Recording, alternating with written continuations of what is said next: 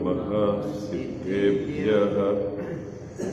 ॐ नमः सिद्धेभ्यः। ॐ नमः सिद्धेभ्यः। ओंकार बिंदु संयुक्तम नित्यं ध्यायन्ति योगिनः कामदं मोक्षदं चैव। ओंकाराय नमो नमः। मंगलम भगवान वीरो मंगलम गौतमो गणी मंगलम कुंद कुंदार्यो जैन धर्मोस्तु मंगलम। सर्वमंगल मांगल्यम सर्वकल्याणकारकम प्रधानां सर्वधर्माणां जैनं जयतु शासनम। जैनं जयतु शासनम। जैनं जयतु शासनम। नमः श्री समयसाराय स्वानुभूत्याश्चकासते चित्स्वभावाय भावाय सर्वभावान्तरे छिदे। इस भवतरु का मूल एक जानहु मिथ्या भाव ताको कर निर्मूल अब करिए मोक्ष उपाय। करिए मोक्ष। जय बोलो देव शास्त्र गुरु की जय।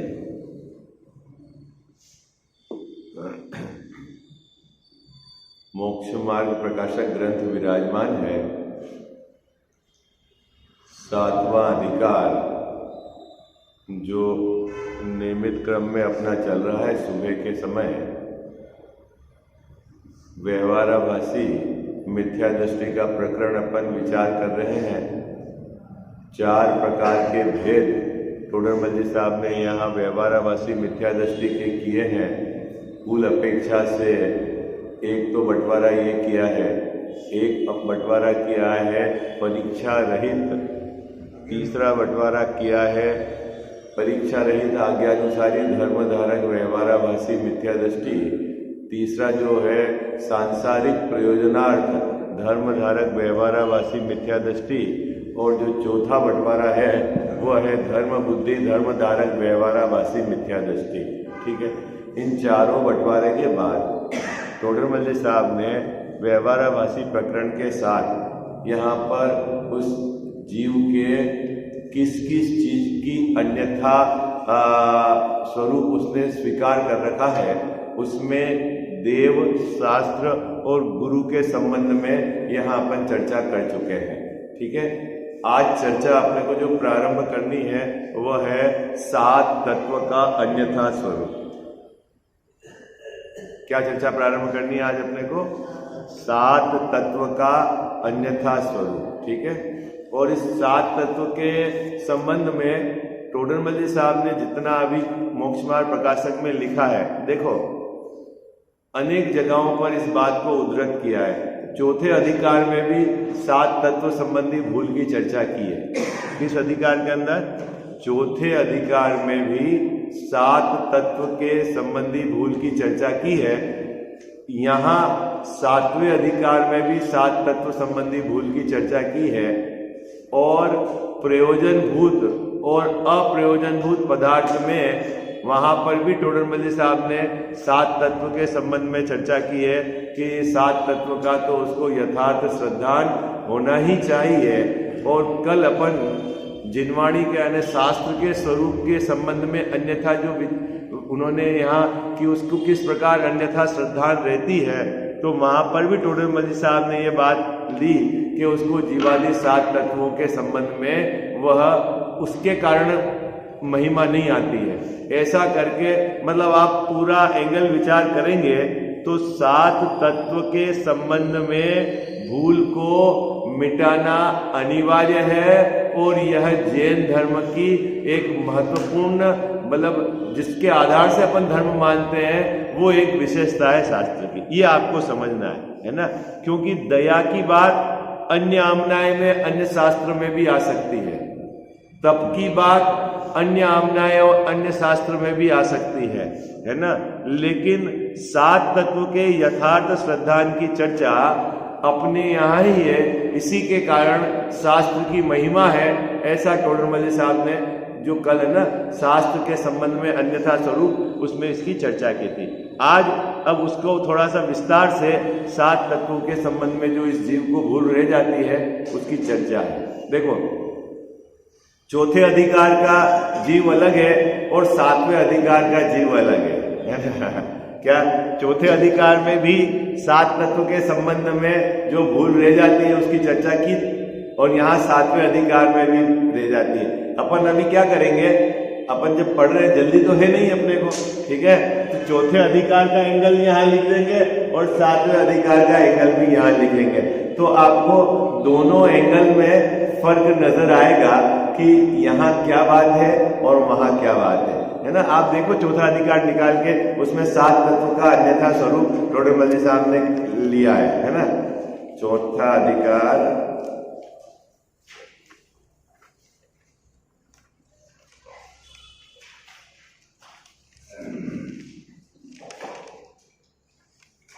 पेज नंबर 86 है मेरा,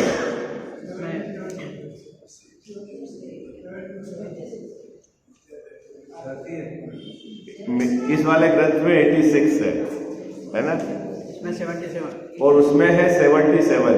जयपुर से प्रकाशित ग्रंथ में 77 है और सोनगढ़ से प्रकाशित ग्रंथ में 86 है, ठीक है। अभी मुझे देखना, यहाँ 7 तत्व के संबंध में भी टोडरमल जी साहब ने लिखा है ना। अयथार्थ श्रद्धान जीव अजीव, आश्रव, बंध, संवर, निर्जरा और मोक्ष, ठीक है।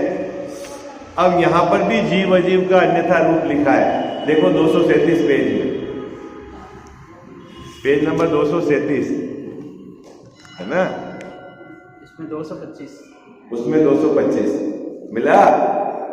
अब अपन है ना आज तो ये जो प्रस्तावना है उस पर विचार करेंगे, फिर अपन क्या करेंगे, चौथे अधिकार वाला जीव अजीव तत्व के संबंध में क्या कहा और 7वें अधिकार में क्या कहा, दोनों साथ साथ चलाएंगे। आपको 2 पेज रखना है, एक पीछे भी, क्योंकि आप, मुझे लगता है कि आप सब भूल गए होंगे चौथा अधिकार, तो भूल गए होंगे कि याद है?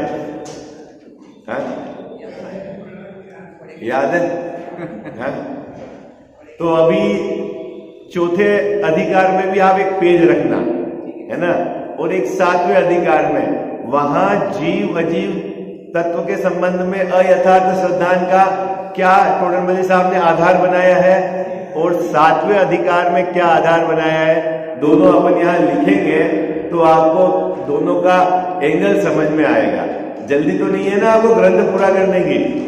अरे हाँ जी, ना जी है, जल्दी तो नहीं है ना, तो बहुत, फिर तो कोई दिक्कत नहीं है, चौथा अधिकार भी आपका रिवीजन हो जाएगा, ठीक है, और 7वां अधिकार साथ में हो जाएगा, प्लस आपको विशेषता भी पता चलेगी कि वहां क्या बात कही है, यहाँ क्या बात कही है ना।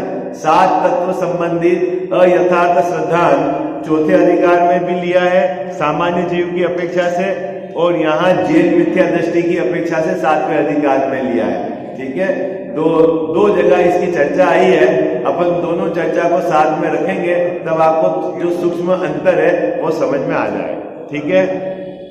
चलें आगे, यहाँ तक तो बात समझ में आई। अभी जब अपन चालू करेंगे तब से है ना, अभी तो यहाँ जो प्रस्तावना के रूप में जो बात कही है उस पर अपन अभी विचार करते हैं। सप्त तत्व का अन्यथा रूप मिल गया आपको, सबको मिल गया?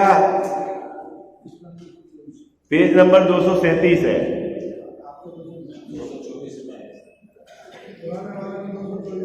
और जयपुर से प्रकाशित ग्रंथ में 224 है, ठीक है। अब आपको मैं सबसे पहले बात बता दूं कि 7 तत्व के संबंध में यथार्थ श्रद्धान का नाम सम्यक दर्शन है, ठीक है। बाबू जी, किसके संबंध में यथार्थ श्रद्धान का नाम है? 7 तत्व के। और टोडरमल जी साहब ने इस बात को प्रयोजनभूत और अप्रयोजनभूत तत्व में भी लिया है, और वहां ऐसा भी लिया है, यदि सम्यक दृष्टि रस्सी को सांप भी कहे तो भी उसका ज्ञान सम्यक है। किसके आधार से कहा है बाबूजी? वो किसके कि उसको सात तत्व का यथार्थ श्रद्धान है, देव शास्त्र गुरु का यथार्थ श्रद्धान है ना। इसीलिए क्योंकि सम्यक ज्ञान नाम सात तत्व के यथार्थ श्रद्धान, अपने स्वयं का आत्मा का यथार्थ श्रद्धान, देव शास्त्र गुरु के संबंध में यथार्थ श्रद्धान, उसके आधार से पड़ता है। ठीक है ना। जगत की किसी सामग्री के संबंध में आपको यथार्थ जानना, उसके आधार से सम्यक ज्ञान नाम नहीं पड़ता है। और टोडरमल साहब ने बहुत सुंदर बात कही, वो उनकी एक विशेषता समझ लो कि जैसा आप अधिक जानो तो कोई प्रॉब्लम नहीं है, लेकिन यदि आपने सात तत्व को यथार्थ नहीं जाना तो आपका संसार परिभ्रमण नहीं मिटेगा।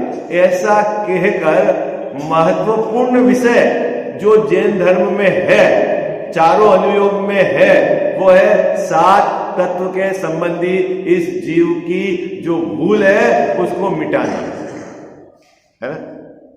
कल आपने देखा ना, शास्त्र भक्ति का अन्यथा स्वरूप में भी टोडरमल साहब ने इस बात को इंडिकेट किया था कि इसको शास्त्र की भक्ति दया के परिणाम का यहाँ उल्लेख है इसलिए आ जाती है, दान के परिणाम, दान देने का उल्लेख है इसलिए आ जाती है, तीन लोक की रचना के संबंध में यहाँ चर्चा है इसलिए आ जाती है। यदि इसके आधार से इसको शास्त्र के प्रति भक्ति है तो उसकी भक्ति सच्ची नहीं है, ऐसा कह दिया। गजब की बात है। तो किसके आधार से भक्ति होनी चाहिए? तो टोडरमल साहब ने कहा ना, अनेकांत रूप सच्चे जीवादि तत्वों का जिसमें उल्लेख है उसके आधार से इसको भक्ति होनी चाहिए, है? ये है बात। ये थोड़ा सा है ना, मास्टर और वॉल्यूम बढ़ा दो। माइक मास्टर ऊपर जाना पहले, और वॉल्यूम तो माइक नंबर 1, बस माइक नंबर सबसे आगे इधर नहीं, इस तरफ 1। हाँ, हेलो हेलो, बस हेलो, ठीक है। तो दादी जी, अपने को अगर मोक्ष मार्ग प्रकाशक का विषय समझना है ना, तो आपको ये समझ लेना है कि सात तत्व के संबंध में टोडरमल साहब ने जो दो जगह अलग अलग अपेक्षा से अलग अलग कारणों से उल्लेख किया है उसको हमको यथार्थ समझना है, और यह जैन धर्म की विशेषता है। बाबू जी, दान पूजा है ना, क्या बोलते हैं, इसकी चर्चा तो अन्य संप्रदाय में अन्य जगह भी आती है, लेकिन सात तत्व के संबंध में जो चर्चा आपको अन्यत्र नहीं मिलेगी, ये अपने जैन धर्म की विशेषता है। हमारे शास्त्रों की विशेषता भी इसके आधार से है ना। मोक्ष शास्त्र का जो सूत्र है पहला, कहां से शुरू करा साहब? कहां से शुरू करा उमा स्वामी ने? बताओ क्या क्या पहला सूत्र बोलो। हाँ, उसके बाद बाबूजी मोक्ष मार्ग किसको बोला? सम्यक दर्शन, सम्यक ज्ञान और सम्यक चारित्र की एकता का नाम मोक्ष मार्ग है। पहले तो मतलब उमा स्वामी महाराज ने ये स्पष्ट करके तुरंत क्या कहा? तत्वात् श्रद्धानम सम्यक दर्शनम। क्या कहा? तत्व का श्रद्धान, तत्वार्थ, तत्व और अर्थ का श्रद्धान, उसका नाम सम्यक दर्शन है। साहब है ना। तो उस ग्रंथ के नंबर सूत्र 1-2 से ही ये बात प्रारंभ है, किसकी? मोक्ष शास्त्र की। और उसको तो श्वेतांबर और दिगंबर सभी मानते हैं, है ना। अपने मोक्ष शास्त्र वाला जो सूत्र है उसको श्वेतांबर भी मानते हैं, दिगंबर भी मानते हैं, और छड़ाल अपने क्या बोलते हैं, ये क्या बोलते हैं, भक्तामर, उसमें उनके 4 उन्होंने स्रोत घटा दिए, बाकी वो भी मानते हैं। 2-3 चीज तो कॉमन है, उसमें एक ये है अपना मोक्ष शास्त्र। देखो अभी यहाँ टोडरमल साहब क्या बात कह रहे हैं, बहुत आप उपयोग को एकाग्र करके समझने की कोशिश करना, ठीक है ना। हमने ये सूत्र तो जरूर पढ़ा है कि तत्व के संधान का नाम सम्यक दर्शन है, ठीक है, और उसके आधार से हमने 7 तत्वों के नाम भी याद किए हैं, ठीक है ना। उसमें हमने बंटवारा भी कर दिया है, जीव उपादेय है, अजीव गेय है, आश्रव बंध है, संवर निद्रा एक देश उपादेय है, और मोक्ष प्रकट करने के लिए ऐसा आपने उसका बंटवारा कर दिया। और आचार्यों ने नाव का उदाहरण दिया तो उसके आधार से इसने समझा दी है, क्या है, छेद हो गया नाव में तो आश्रव है, पानी आ गया तो बंद है, डांट लगा दी तो संवर है, और मक्के से या उलेटने से पानी बाहर निकाल दिया तो निर्जरा है, और पूरी नाव अपनी पानी से रहित हो गई तो मोक्ष है। लेकिन इसको जहां 7 तत्व घटाने थे वहां इसने नहीं घटाया। नाम याद कर लिया, नाव में घटा दिया, लेकिन कहां घटाना था बाबूजी, कहां घटाना था, कहां घटाना था, यहां घटाना था, वहां नहीं घटाया इसने, ठीक है। और मात्र नाम पढ़कर उसके भेद और प्रभेद को याद करके लोगों को सुनाकर, लोगों को रिझाकर, लोगों को प्रेरणा देकर कि तेरे को भी 7 तत्व याद रखना चाहिए, तेरे को भी यही करना चाहिए, ये महंत बना।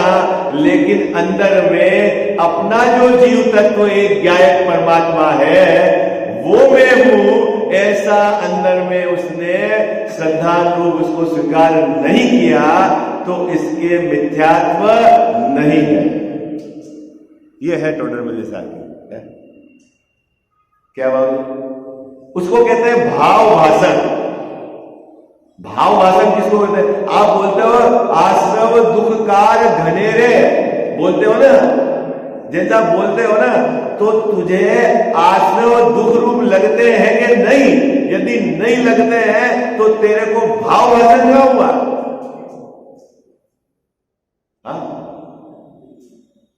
ये तो तूने पाठ बोल दिया है, तो साहब नहीं बोले क्या, याद नहीं करे क्या?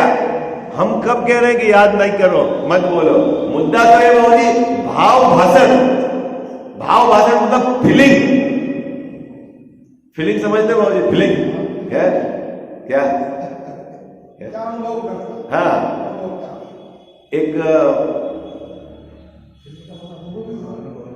क्या जैन साहब, यदि आपको ऐसा अभी एक अभी नाटक में आपको पात्र दिया जाए कि आप देश के प्रधानमंत्री हो, ठीक है, और आपको ये बोला जाए आपको ये आपके मंत्री ये है वो फलाना, ठीक है, अब आप देखना आपको देश का प्रधानमंत्री हो ऐसी फीलिंग होती है?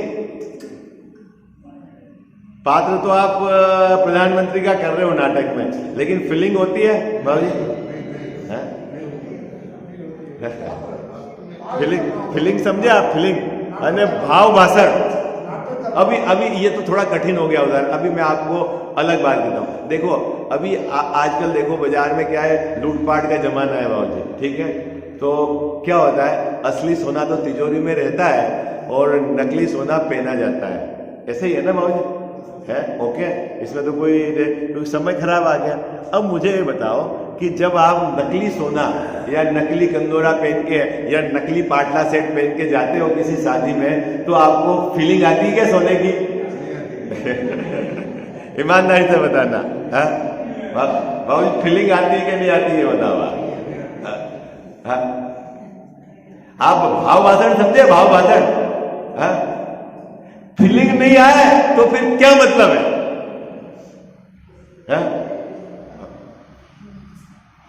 अभी है ना, क्या बॉम्बे से हमारे परिचित मामा जी यहाँ आए थे, उन्होंने किसी एक फिल्म की घटना सुनाई। उस फिल्म में किसी एक पात्र को राजा बनने का उसको वो था, तो उन्होंने क्या करा, उसके कपड़े, उसकी स्टाइल, उसका जो सब पैटर्न, उसका जो सेटअप सब राजा जैसा जमाया। क्या?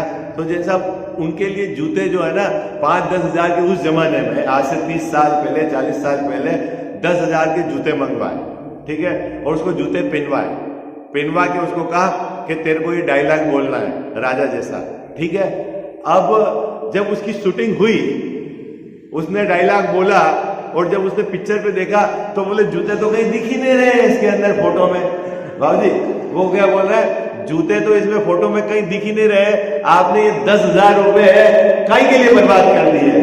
तो उसने कहा बर्बाद नहीं किए, तेरे को जूते पहनते समय ऐसी फीलिंग हो रही थी कि नहीं कि मैं राजा हूं, मेरे को तो फीलिंग जनरेट करनी थी, जूता थोड़ी दिखाना था। बात पकड़ में आई आप? क्या फीलिंग समझ गया? फीलिंग इसको कहते हैं, अंदर का फील, महसूस है, भाववासन। बाबूजी बात पकड़ में आ रही है आपको? ऐसा आपको 7 तत्व के संबंध में भाववासन है कि नहीं है? मुद्दा ये है, अगर नहीं है तो सिर्फ आपने रट लिया, बोल दिया, सुना दिया, पाठ याद कर दिया, लेकिन अपना मिथ्यात्व नहीं गला। टोडर मल्ली साहब ये बात यहां उठाएंगे। और जिस जीव को फीलिंग है, भले उसको नाम याद नहीं है, वो सम्यक दृष्टि है। गजब की बात। क्या? जिसको फीलिंग है और नाम याद नहीं है, वो नहीं बोल सकता जीव, वो नहीं बोल सकता जीव, वो नहीं बोल सकता आश्रव। ऐसा शेर, ऐसा हाथी, ऐसा हिरण जो कि नाम नहीं बोल सकता लेकिन फीलिंग है, तो वो सम्यक दृष्टि है। ये बात मुद्दे समझ में आए क्या आपको? बाबूजी भाववासन समझ में आ रहा है आपको? है? शेर से पूछो कि भाई 7 तत्व के नाम बता, तो वो क्या बताएगा? बोलो। हाथी से पूछो, पार्श्वनाथ के जीव जिसने हाथी की पर्याय में सम्यक दर्शन प्राप्त किया, वो बोले तू नाम बताओ 7 तत्व के, तो क्या बताएगा गजावस्ता? है? लेकिन उसको फीलिंग है, फीलिंग, उसको भाववासन है कि मैं जीव हूं, ये शरीर में नहीं। अभी वह शरीर का नाम नहीं जानता, लेकिन मैं जीव हूं, ऐसी उसको फीलिंग है। और इस बात को समझाने के लिए टोडरमल जी साहब ने बहुत सुंदर उदाहरण लिया है। कहा हिरण का उदाहरण लिया है कि हिरण कौन सा स्वर बज रहा है ये मालूम नहीं है, लेकिन उस स्वर में भेद जानता है कि ये स्वर में, तो उसको उसका भाववासन है। हिरण समझते बाबूजी? जब ये म्यूजिक बजाते हैं ना उसको, तो उसके कान में पड़ता है ना, तो उसको भाववासन तो है। यदि उससे पूछा जाएगा ये कौन सा स्वर का नाम है, तो उसको पता नहीं। और जिसको स्वर का नाम पता है और जिसको भाववासन नहीं है, तो उसको कोई फीलिंग नहीं है। ठीक है, आई बात? ये है जैन दर्शन। अब बात पकड़ में आई आपको? किसको कहना सम्यक दर्शन है?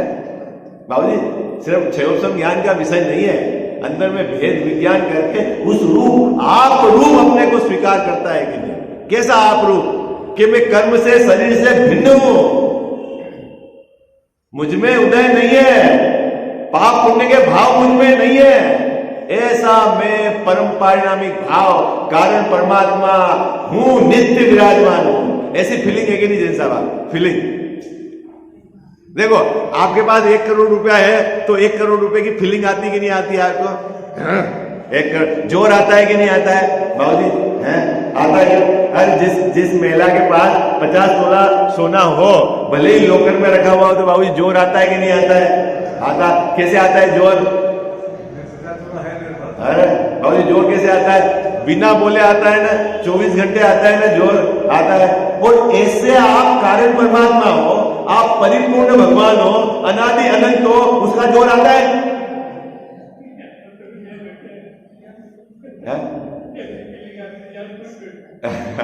तो अब वो फीलिंग नहीं आ रही है, तो ये तो ही तो है पीछे, है?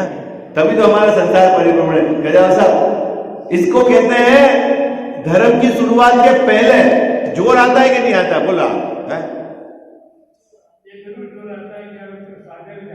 हाँ, वो अब उसके आगे का जोर भी तो लाओ आप।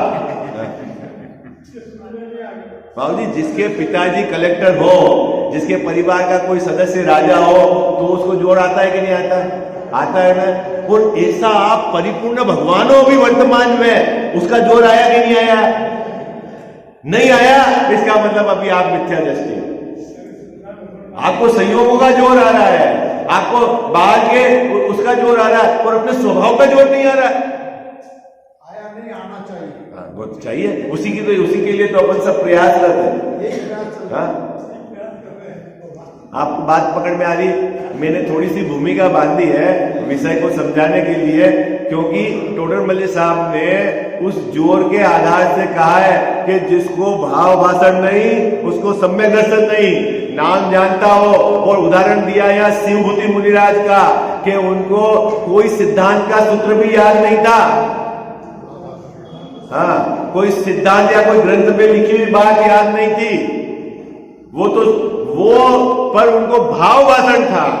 और 11 अंग और 9 पूर्व के पाठी वो बराबर आपको बता देंगे इस ग्रंथ में आचार्य ने ये कहा है, ये भेद है, जीव 2 प्रकार के होते हैं, संसारी होते हैं, मुक्त होते हैं, आश्रव ये है, इस गुणस्थान में ये बंद हो जाता है, सब हो जाता है। लेकिन मैं आश्रव बंद संवर्ण मोक्ष से भिन्न एक जीव हूं, ऐसा अंदर में उसको जोर नहीं आता।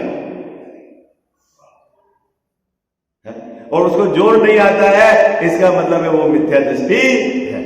ये बात टोडरमल साहब ने 7वें अधिकार के अंदर 7 तत्व के संबंध में जो इस जीव को अयथार्थ श्रद्धान है उसमें ये बात उठाई, अन्यथा है ना।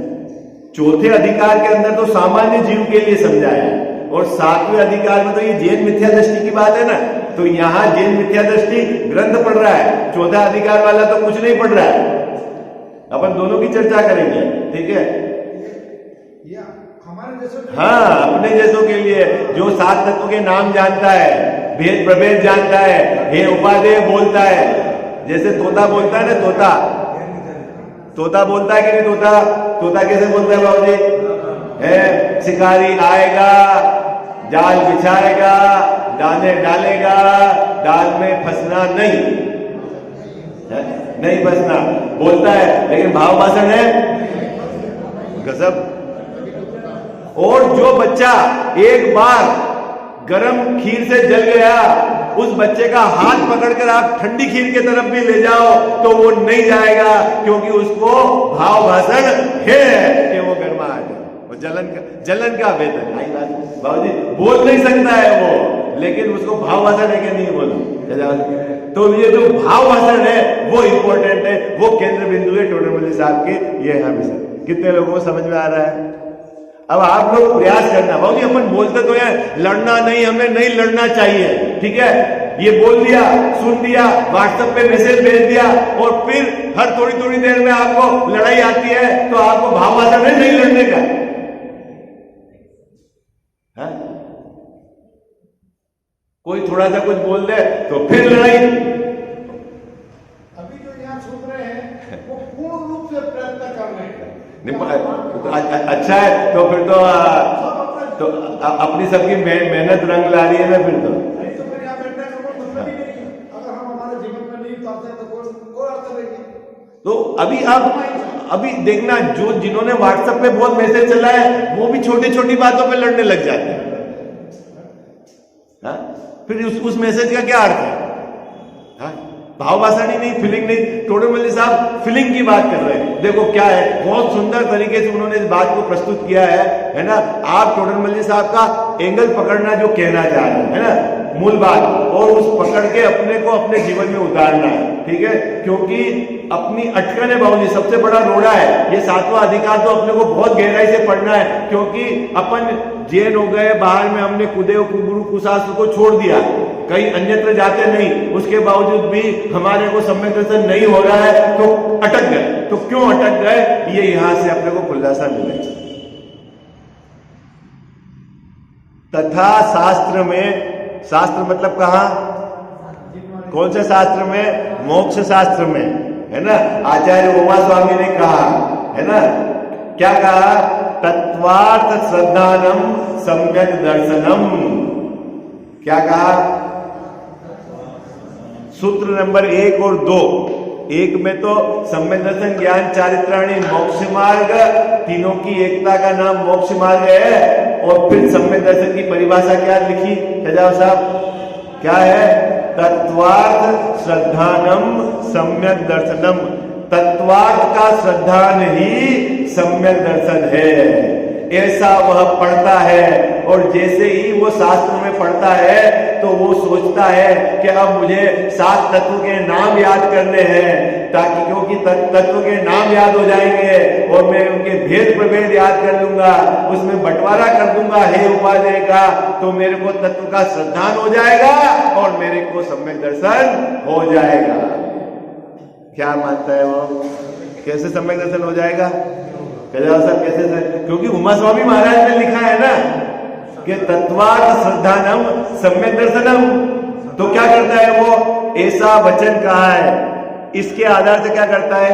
इसीलिए शास्त्रों में जैसे जीवादि तत्व लिखे हैं वैसे आप सीख लेता है। क्या जैसा क्या कर लेता है? हर सात तत्व की श्रद्धा का नाम सम्यक दर्शन है और मुझको पता है कि 7 तत्व ही होते हैं, इसलिए मेरी श्रद्धा पक्की है। 7 ही तत्व होते हैं, मेरी श्रद्धा पक्की है। उन तत्वों के नाम ये है, ये भी मैंने याद कर लिए, उनमें भेद प्रभेद भी याद कर लिए, उसमें हे उपादेय पना भी याद कर लिया। अब मेरे सम्यक दर्शन है। नहीं है क्या सम्यक दर्शन? कितने तो जीव वैसे ही बाबू जी, अभी 7 तत्व तो जाने दो, जैन कुल में पैदा हुआ है इसलिए हम सम्यक दर्शी तो है ही क्या?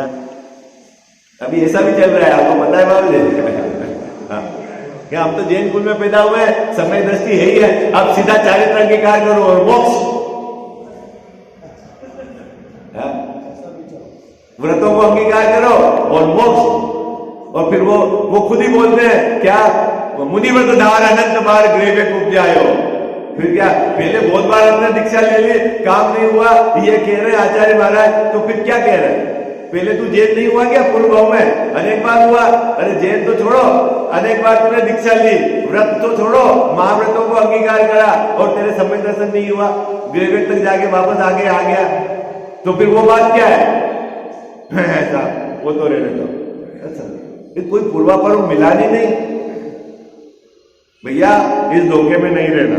किस धोखे में नहीं रहना कि हम जैन कुल में वो पैदा हो गए तो हम सम्यक दृष्टि है, इस चक्कर में नहीं रहना। जिस जीव को आत्मा का श्रद्धान नहीं, देवसाल गुरु का श्रद्धान नहीं, 7 तत्व का यथार्थ श्रद्धान नहीं, वह सम्यक दृष्टि नहीं। तो साहब श्रद्धान का तो हम जानते हैं ना कि तत्व 7 होते हैं, उनके नाम भी हम बता देवे, उसमें हे उपादेय भी घटा देते हैं। अरे भैया तू सुन, टोडरमल जी साहब क्या कह रहे हैं कि तूने इसके कारण नाम तो याद कर लिए, लेकिन क्या भाव वासन नहीं हुआ। अरे भाव वासन क्या चीज है? फीलिंग क्या चीज है? साहब फीलिंग क्या चीज है? अभी आपको क्या फीलिंग है कि मेरे घर का मकान है, लेकिन ये फीलिंग है ना। और जब किराए में रहते थे तब क्या फीलिंग थी आपको कि मेरे किराए का मकान है, ठीक है। अगर कार नहीं है तो आपको क्या फीलिंग है? मेरे कार नहीं है। और कार है तो कार फीलिंग है। ऐसे ही मैं वर्तमान में परिपूर्ण भगवत स्वरूप हूं, इसकी फीलिंग है नहीं है ना। तो फिर तेरे को तू है वो फीलिंग नहीं है, इसका मतलब तेरे को भाव वासक नहीं है। तू है और तेरे को फीलिंग नहीं है कि उकार नहीं आती तेरे को? हाँ? बोलो ईमानदारी से बताना कितने को फीलिंग है कि मैं अनादि अनंत हूं? बोलो साहब मर जाऊंगा तो? अरे मर जाएगा, अरे मैं मरने वाला तत्व थोड़ी हूं, कौन मरता है? बोलो है फीलिंग? नहीं बोलता तो है? सब बोलते हैं उदय के अनुसार संयोग आते हैं, इष्ट अनिष्ट की कल्पना मिथ्या है। फीलिंग है तेरे को? फीलिंग है इसकी? हर सामग्री को जो है तू बंटवारा करके जानता है मोह के वशीभूत, ये अच्छा है ये बुरा है, ये अच्छा है ये बुरा है, ये अच्छा बुरा। तेरे को फीलिंग है कि ये मिथ्या कल्पना है?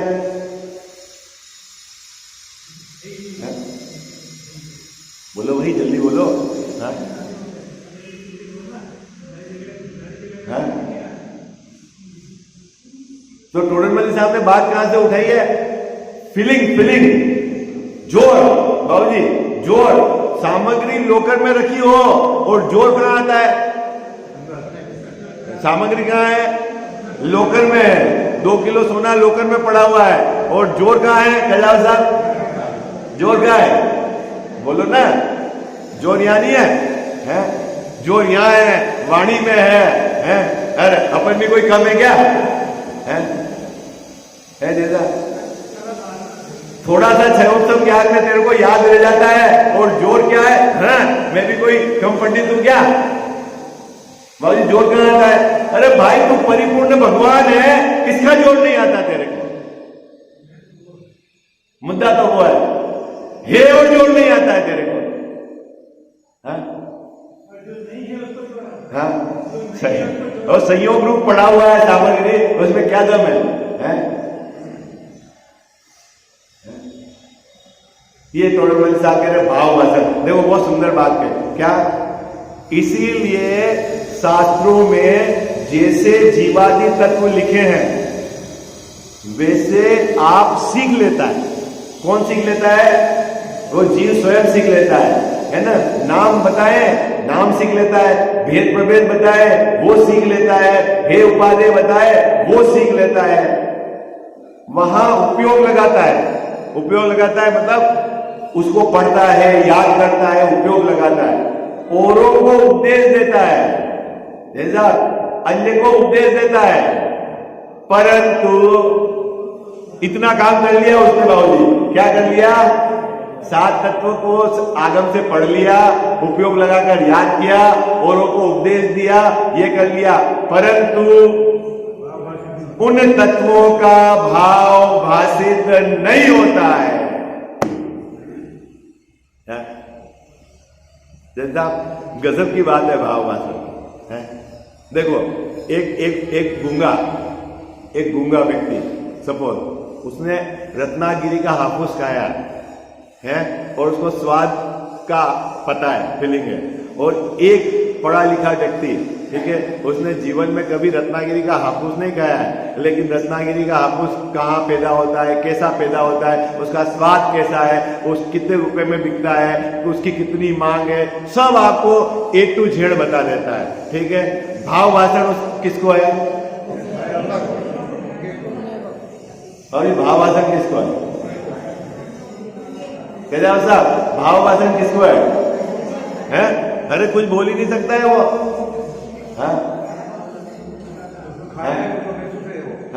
फीलिंग है कि नहीं बाबू जी उसको कि क्या स्वाद होता है।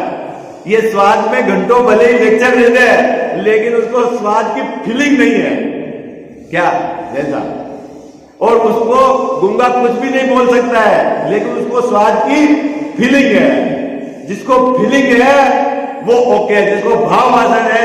ऐसे ही मैं जीव हूं, मैं कर्म से रहित, मैं शरीर से रहित, शुभाशुभ भाव से रहित, मैं परम पूर्ण परमात्मा हूं। जिसको ऐसी फीलिंग है वो सम्यक दृष्टि है, वो ज्ञानी है, वो धर्मात्मा है। इसी का नाम पुरुषार्थ। फीलिंग इसी का नाम पुरुषार्थ। इसी को तो पुरुषार्थ कहते हैं। आपको पुरुषार्थ यही करना है कि फीलिंग आए आपको।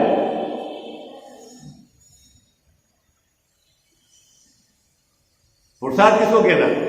भाई एक बात समझ में नहीं आ रही आपको कि जैसा पर्दे में आप कुछ कर ही नहीं सकते हो, तो क्या पुरुषार्थ होगा?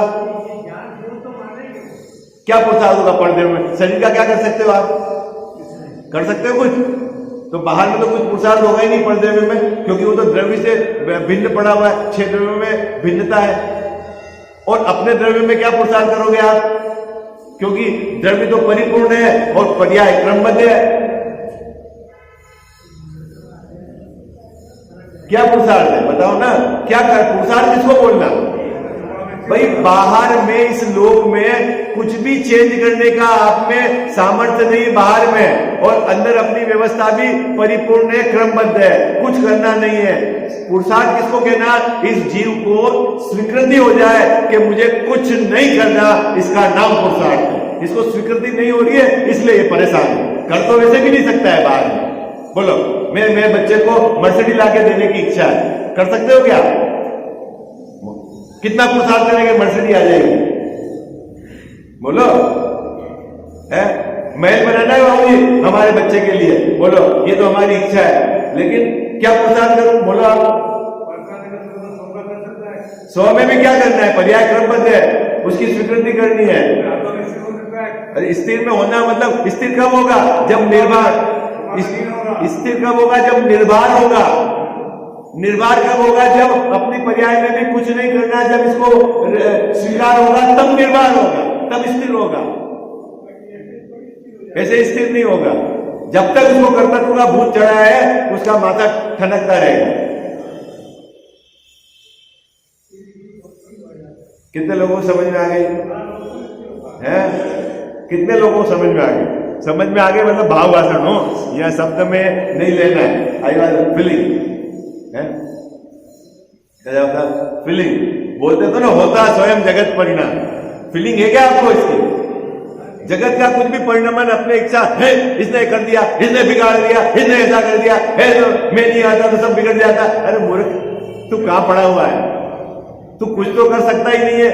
इसी अंदर में आपको कभी कभी अपने को संबोधन देना, कभी आपको जोर आए ना, मैंने सब सही कर दिया, मैंने ये बढ़िया कर दिया, उस समय में मैंने ये नहीं बताया होता तो ऐसा हो जाता। अरे मूर्ख, होता जगत आई ना, तू क्या कर सकता है? वो उदाहरण नहीं देते बच्चों को समझाने के लिए। एक टीचर उनके 4 बच्चे थे, है ना। पहले को तो कलेक्टर बना लिया बाबूजी, दूसरे को इंजीनियर बना दिया, तीसरे को डॉक्टर बनाया और चौथा कुछ पढ़ नहीं पाया। ठीक है, तो पिताजी जब भी डिगे हाथ है समाज में, मैंने पहले बच्चे को पढ़ा लिखा के कलेक्टर बना दिया, दूसरे बच्चे को पढ़ा लिखा कर क्या बना दिया बाबूजी? इंजीनियर बना दिया, तीसरे बच्चे को मैंने पढ़ा लिखा के ये करा, वहां भेजा, ऐसा करा, मैंने कम खाया और मैंने पैसे लगाया और उस कॉलेज से उसको डॉक्टर बना दिया। और चौथे बच्चे को, अरे वो तो गधा ही था, तो बाकी 3 क्या थे? जब वो गधा ही था उसमें आप कुछ नहीं कर पाए तो 3 में कर पाए आप? हाँ बोलो, बोलो ना, क्या बोलता है? वो तो गधा ही था, उसमें मेरा कुछ नहीं चला। तो मतलब जिसमें नहीं चला बाबूजी उसमें तो मैं कुछ नहीं कर सकता, और जिसमें अपने आप हो गया मां करता बनता है। गजब की बात है, क्या गजब साहब? जहां आपको कुछ नहीं होगा, आपका बस नहीं चलेगा ना, वहां तो ये बोलेगा जो ईश्वर को मंजूर हो वो ठीक है, अब क्या करें, होना ही ऐसा था।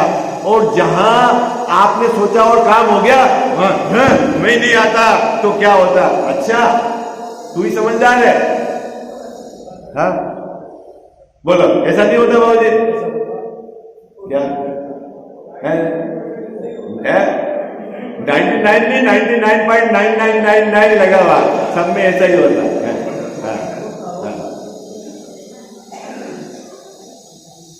इसके इच्छा के अनुसार ये कितने प्रयास करे और काम नहीं होता है बाबूजी, तब ये बोलता है होना ही ऐसा था, भगवान की ऐसी मर्जी थी, भगवान को घसीटेगा उसमें। और जहां इसने सोचा और काम बढ़िया हो गया, जैसे बाबूजी नाल बनाने के लिए हम बहुत परेशान हुए, ये हुआ, इसको छोड़ा, दूसरे ठेकेदार को लाए और नाव बोले, अब सब बोले अरे उस समय ऐसा नहीं करते तो नहीं होता, इस समय मैंने नहीं करा, उसको नहीं करा दे, नहीं हो। अरे भाई होना ही ऐसा था, तो तू क्या कर देगा? उसको होना ही ऐसा था है? क्या नहीं? कार्यक्रम 4 महीने पहले होने का था वेदी प्रतिष्ठा, लेकिन हमने यूं करा, उनको समझा दिया, ऐसा हुआ। अरे तू चक्कर में नहीं है, वो तो 4 तारीख को ही होने की थी। आई बात समझ? तेरे करने से कुछ नहीं हुआ कि नहीं हुआ? बाबूजी क्या बोलो, बात पकड़ में आ गया? लेकिन जहां इसका बस नहीं चले वहां तो छोड़ देता है, और जहां थोड़ा बहुत इसकी इच्छा के अनुसार हो गया, फट करता बन जाता है। मैं नहीं होता तो क्या होता, मैं नहीं होता तो क्या होता, मैं नहीं होता तो। इस कर्तापन का भूत इस जीव को उतरता ही नहीं है। इस सबसे बड़ी बीमारी है इसकी, वो निर्वाह नहीं होता।